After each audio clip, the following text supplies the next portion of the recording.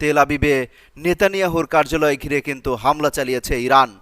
ইরানের এই হামলায় নেতানিয়াহুর কি পরিণতি হয়েছে তা এখন পর্যন্ত কিন্তু জানা যায়নি। ইরান দাবি করছে যে ইসরায়েলের যে প্রধানমন্ত্রী বেনিয়ামিন নেতানিয়াহু তাকে লক্ষ্য করে, তার কার্যালয় লক্ষ্য করে হামলা চালানো হয়েছে।